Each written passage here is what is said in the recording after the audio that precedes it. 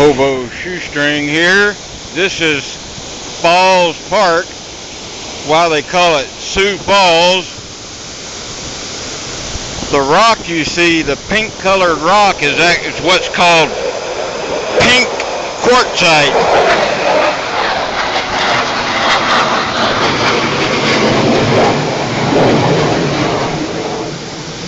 Pink quartzite here in this general area is estimated at 600 million years old when it was formed. But just last week this was totally flooded out.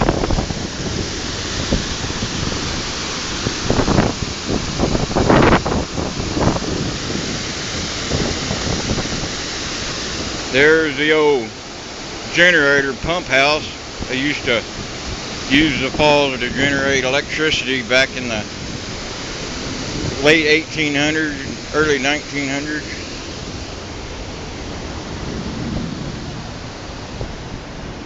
But this pink quartzite rock here is estimated at 600 million years old when it was formed. Hey, over here.